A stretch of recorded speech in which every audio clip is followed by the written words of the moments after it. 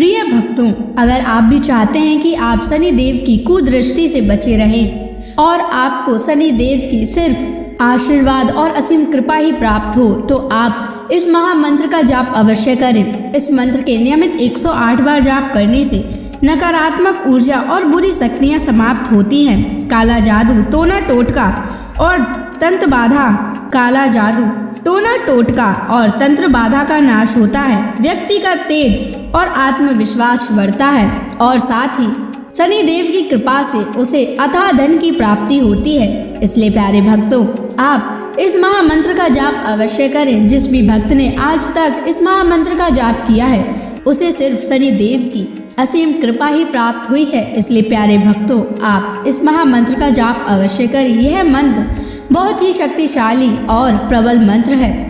इस मंत्र का प्रभाव तुरंत ही दिखाई देने लगता है और साथ ही आपका जीवन सुखद हो जाएगा।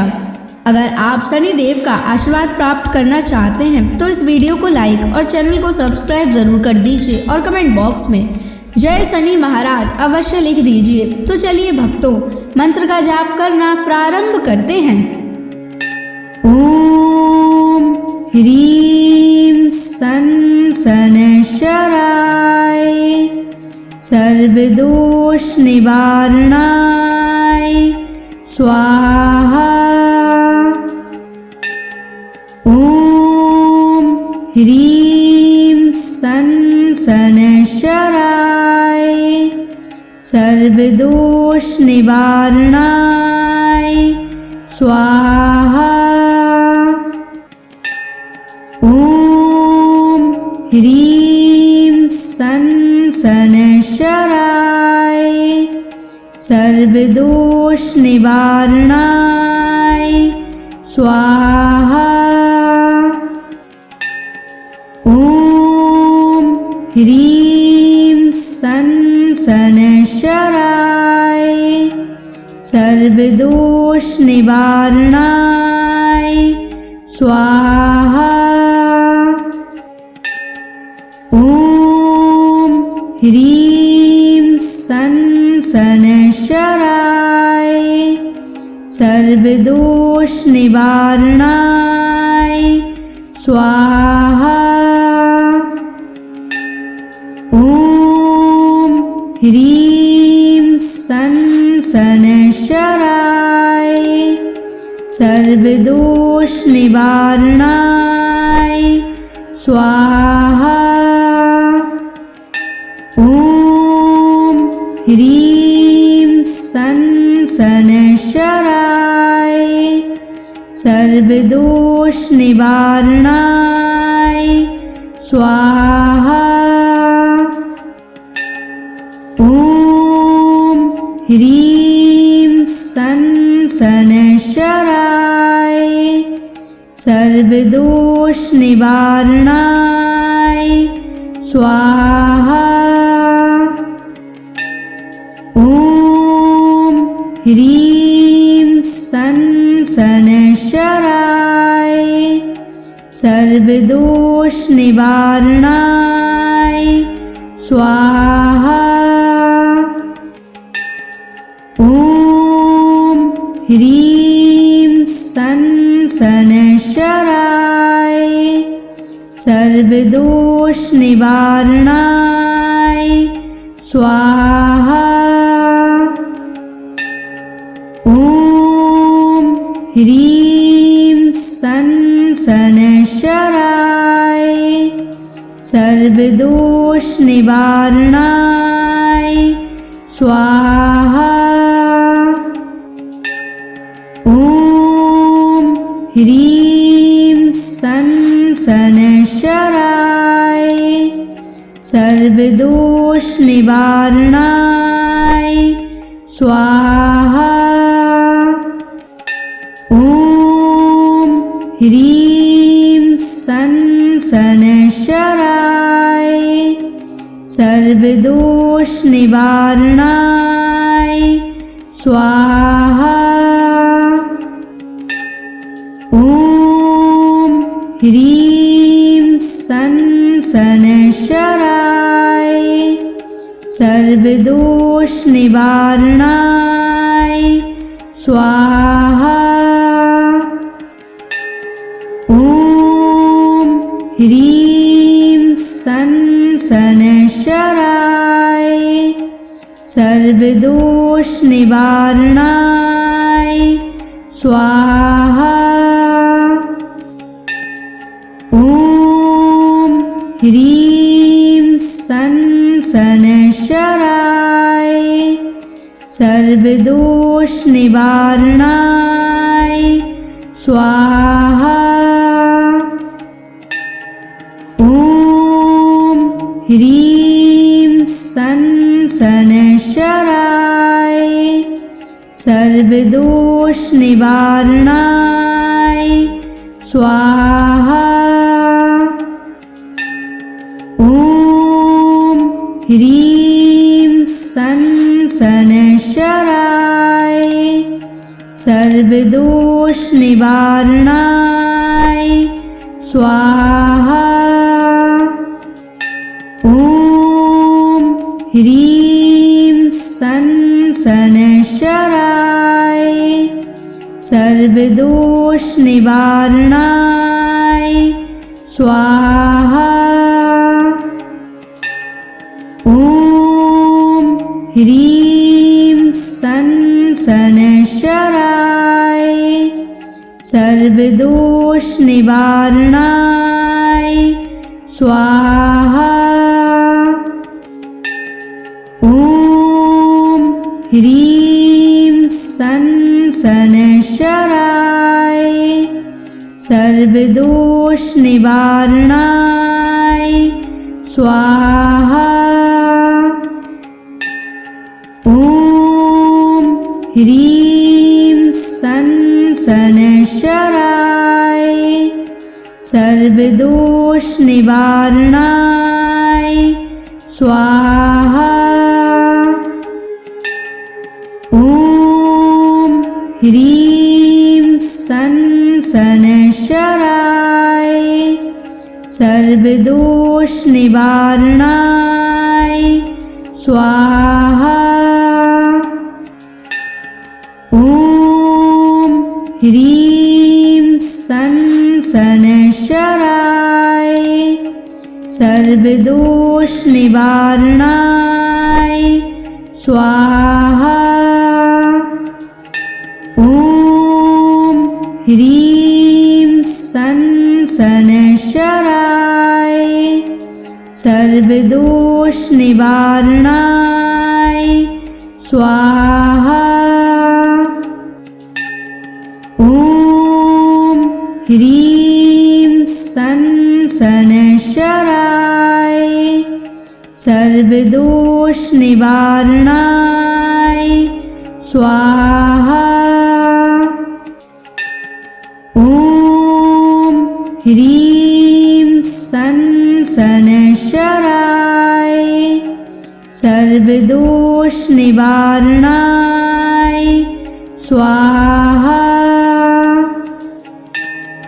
ॐ ह्रीं सन् शनैश्चराय सर्वदोषनिवारणाय स्वाहा। ॐ ह्रीं सन् शनैश्चराय सर्वदोषनिवारणाय स्वाहा। ॐ ह्रीं सन् शनैश्चराय सर्वदोषनिवारणाय स्वाहा। ॐ ह्रीं सन् शनैश्चराय सर्वदोषनिवारणाय स्वाहा। ॐ ह्रीं सन् शनैश्चराय सर्वदोषनिवारणाय स्वाहा। ॐ ह्रीं सन् सनशराय सर्वदोष निवारणाय स्वाहा। ॐ ह्रीं सनशराय सर्वदोष निवारणाय स्वाहा। ॐ ह्रीं सनशराय सर्वदोष निवारणाय स्वाहा। ॐ ह्रीं सनशराय सर्वदोष निवारणाय स्वाहा। ॐ ह्रीं सनशराय सर्वदोष निवारणाय स्वाहा। ॐ ह्रीं सनशराय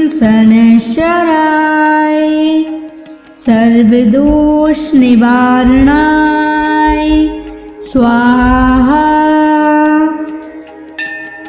ॐ ह्रीं सनशराय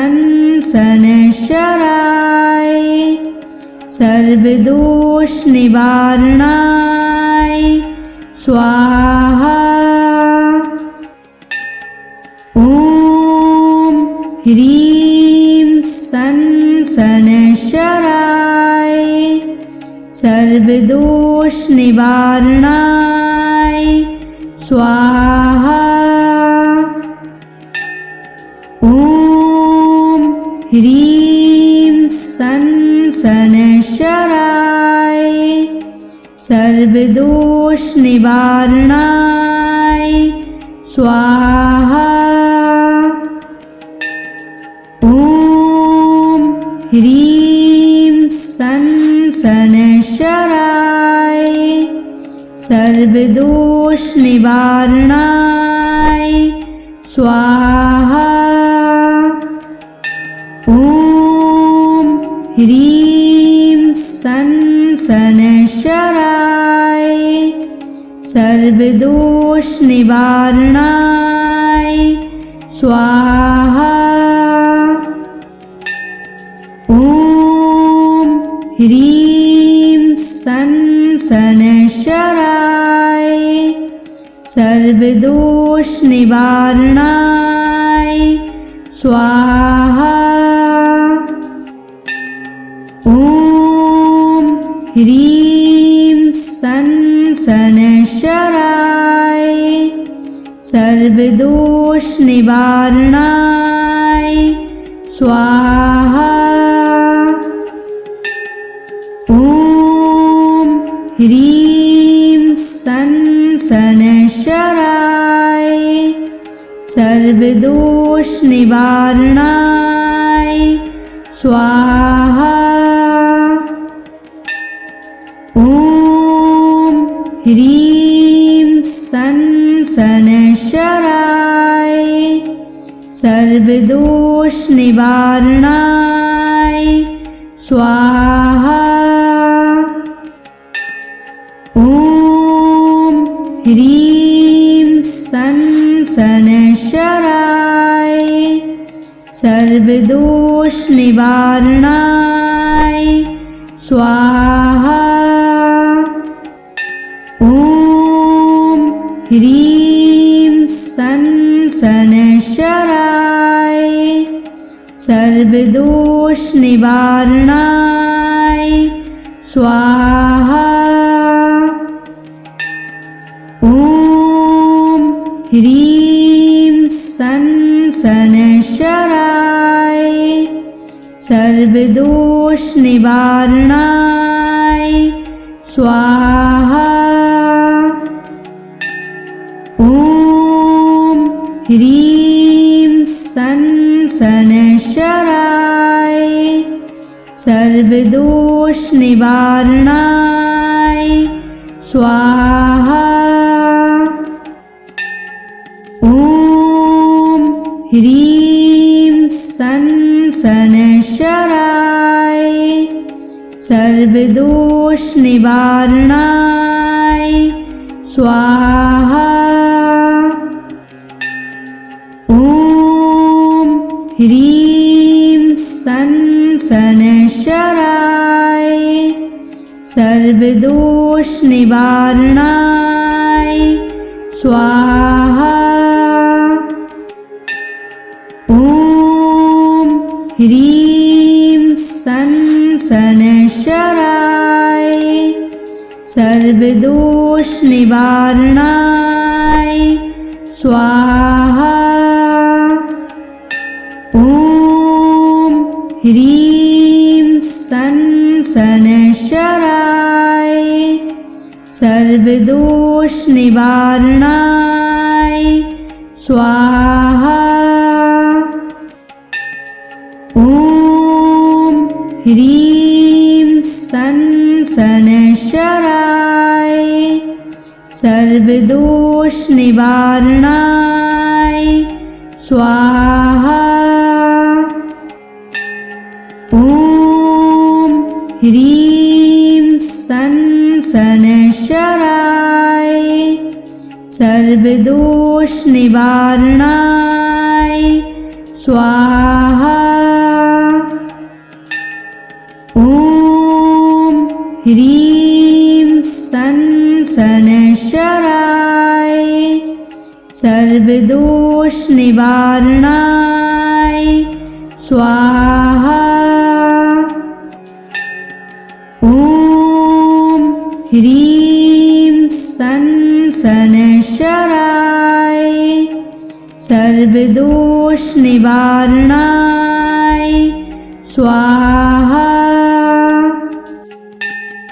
ॐ ह्रीं सन शनैश्चराय सर्वदोष निवारणाय स्वाहा।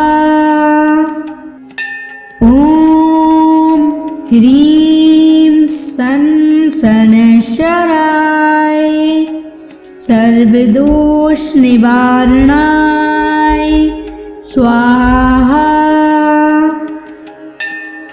ॐ ह्रीं सन शनैश्चराय सर्वदोष निवारणाय स्वाहा। ॐ ह्रीं सन शनैश्चराय सर्वदोष निवारणाय स्वाहा। ॐ ह्रीं सन शनैश्चराय सर्वदोष निवारणाय स्वाहा। ॐ ह्रीं सन शनैश्चराय सर्वदोष निवारणाय स्वाहा। ॐ ह्रीं सन शनैश्चराय सर्वदोष निवारणाय स्वाहा। ॐ ह्रीं सन शनैश्चराय सर्वदोष निवारणाय स्वाहा। ॐ ह्रीं सन शनैश्चराय सर्वदोष निवारणाय स्वाहा। ॐ ह्रीं सन शनैश्चराय सर्वदोष निवारणाय स्वाहा।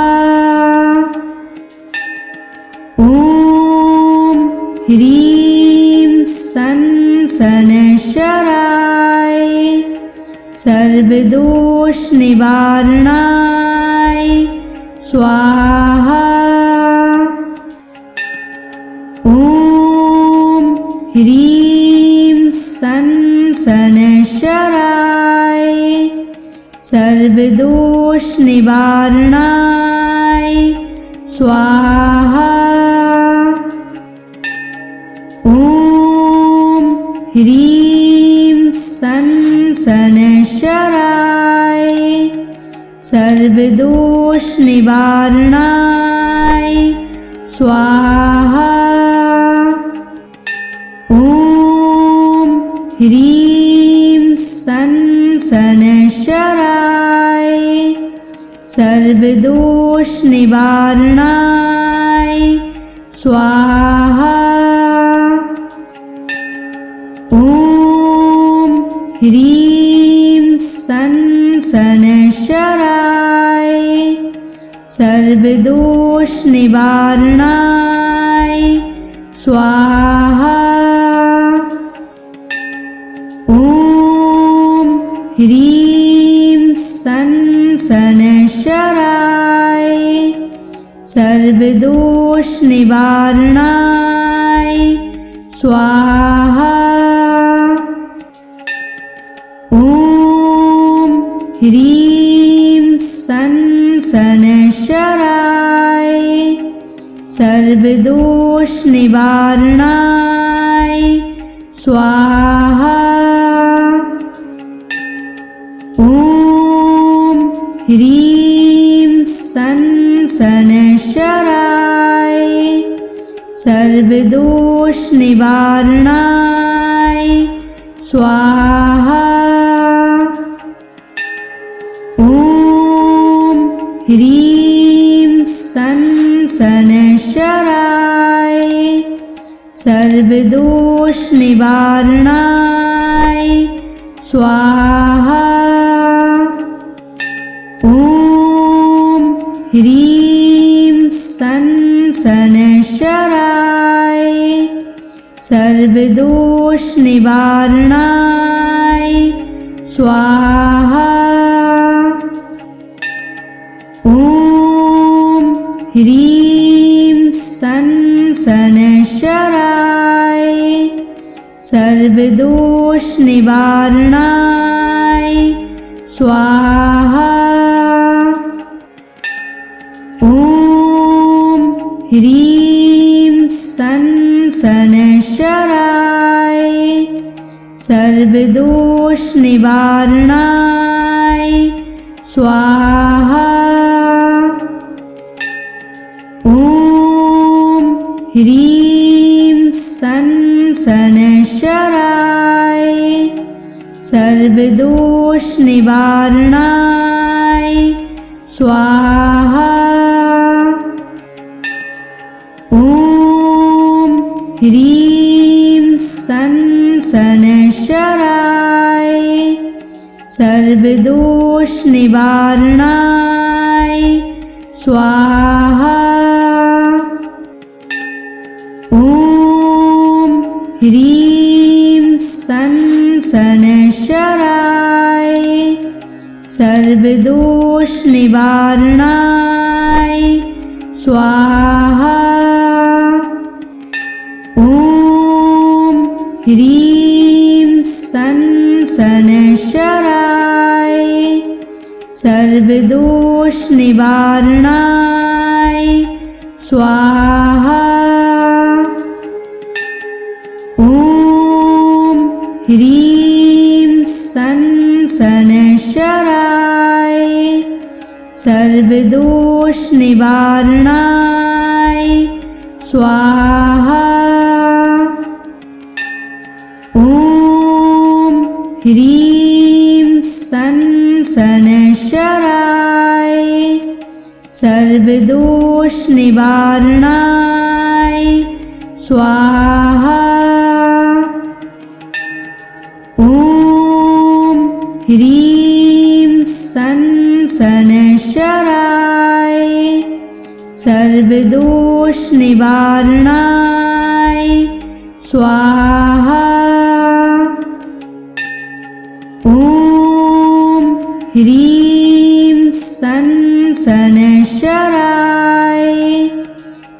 सर्वदोष निवारणाय स्वाहा। ॐ ह्रीं सं शनैश्चराय सर्वदोष निवारणाय स्वाहा। ॐ ह्रीं सं शनैश्चराय सर्वदोष निवारणाय स्वाहा। ॐ ह्रीं सं शनैश्चराय सर्वदोष निवारणाय स्वाहा। ॐ ह्रीं सं शनैश्चराय सर्वदोष निवारणाय स्वाहा। ॐ ह्रीं सं शनैश्चराय सर्वदोष निवारणाय स्वाहा। ॐ ह्रीं सं शनैश्चराय सर्वदोष निवारणाय स्वाहा। ॐ ह्रीं सं शनैश्चराय सर्वदोष निवारणाय स्वाहा। ॐ ह्रीं सं शनैश्चराय सर्वदोष निवारणाय स्वाहा। ॐ ह्रीं सं शनैश्चराय सर्वदोष निवारणाय स्वाहा। ॐ ह्रीं सं शनैश्चराय सर्वदोष निवारणाय स्वाहा। ॐ ह्रीं सं शनैश्चराय सर्वदोष निवारणाय स्वाहा। ॐ ह्रीं सं शनैश्चराय सर्वदोष निवारणाय स्वाहा। ॐ ह्रीं सं शनैश्चराय सर्वदोष निवारणाय स्वाहा। ॐ ह्रीं सं शनैश्चराय सर्वदोष निवारणाय स्वाहा। ॐ ह्रीं सं शनैश्चराय सर्वदोष निवारणाय स्वाहा। ॐ ह्रीं सं शनैश्चराय सर्वदोष निवारणाय स्वाहा। ॐ ह्रीं सं शनैश्चराय सर्वदोष निवारणाय स्वाहा। ॐ ह्रीं सं शनैश्चराय सर्वदोष निवारणाय स्वाहा। ॐ ह्रीं सन शनैश्चराय सर्वदोष निवारणाय स्वाहा। ॐ ह्रीं सन शनैश्चराय सर्वदोष निवारणाय स्वाहा। ॐ ह्रीं सन शनैश्चराय सर्वदोष निवारणाय स्वाहा। ॐ ह्रीं सन शनैश्चराय सर्वदोष निवारणाय स्वाहा।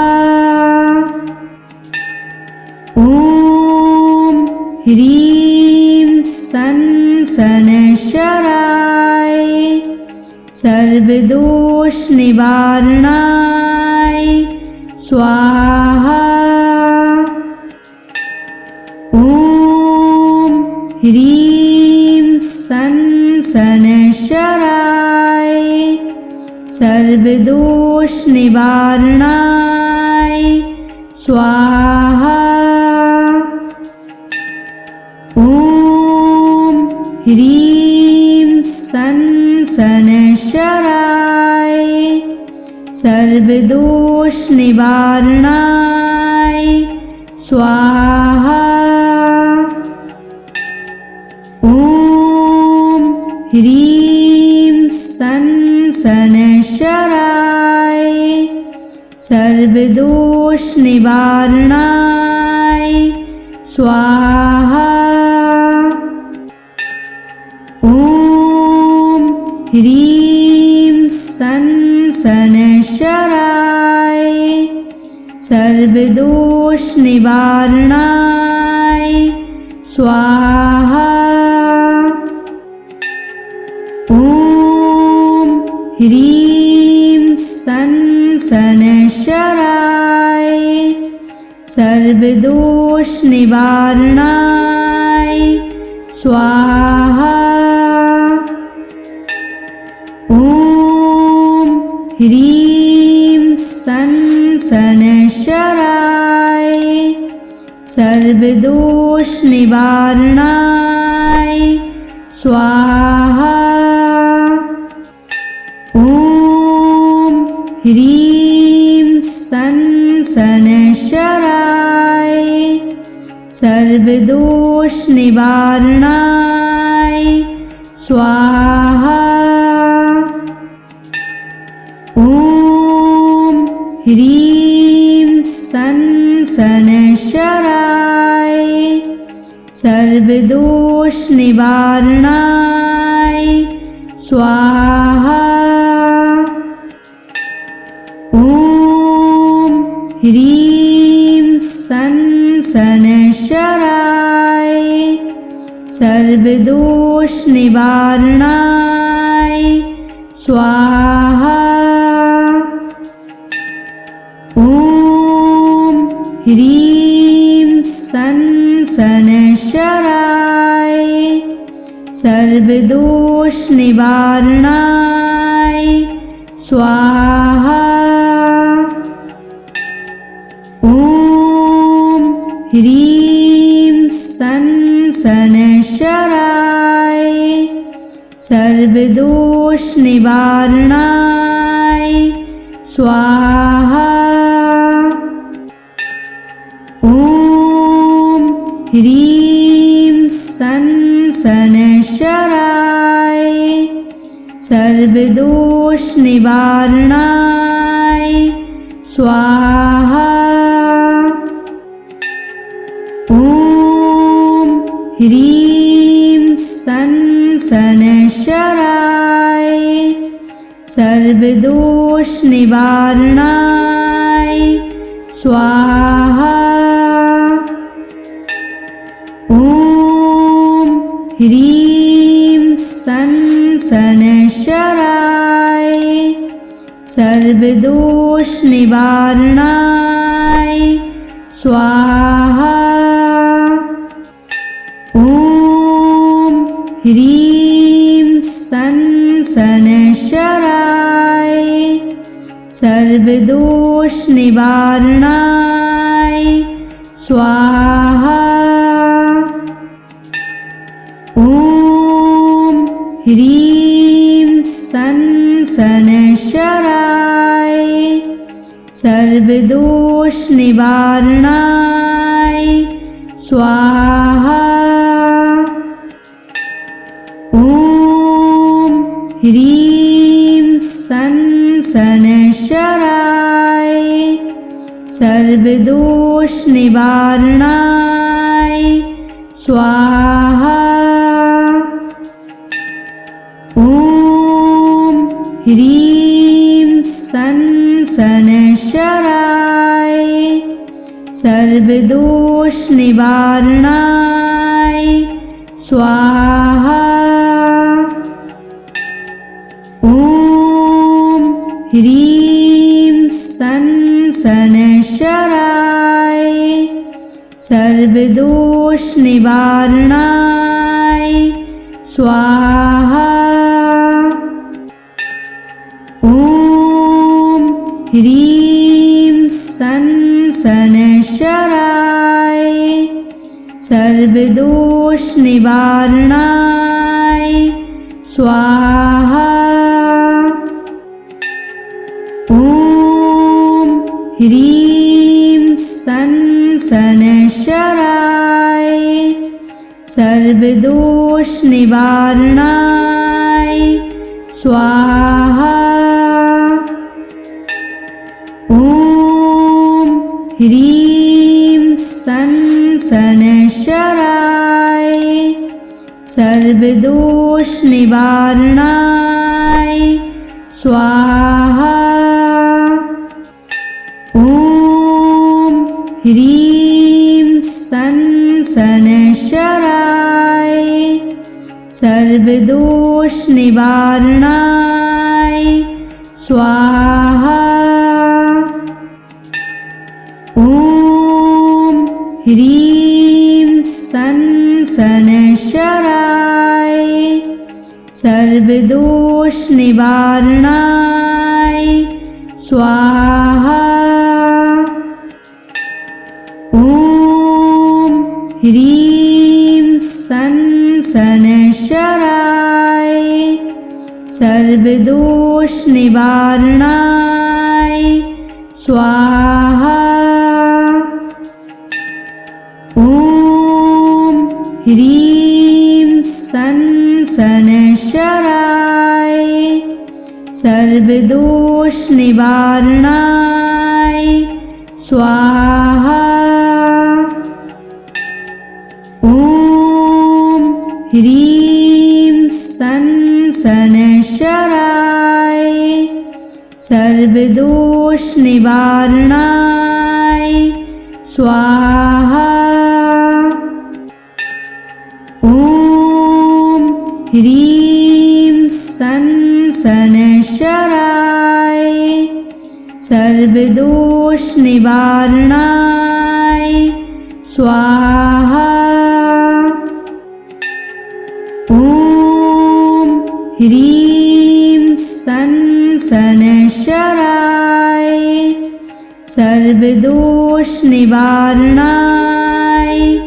स्वाहा। ॐ ह्रीं सन् शनैश्चराय सर्वदोषनिवारणाय स्वाहा। ॐ ह्रीं सन् शनैश्चराय सर्वदोषनिवारणाय स्वाहा। ॐ ह्रीं सन् शनैश्चराय सर्वदोषनिवारणाय स्वाहा। ॐ ह्रीं सन् शनैश्चराय सर्वदोष निवारणाय स्वाहा। ओम ह्रीं सन शनैश्चराय सर्वदोष निवारणाय स्वाहा। ओम ह्रीं सन शनैश्चराय सर्वदोष निवारणाय स्वाहा। ओम ह्रीं सन शनैश्चराय सर्वदोष निवारणाय स्वाहा।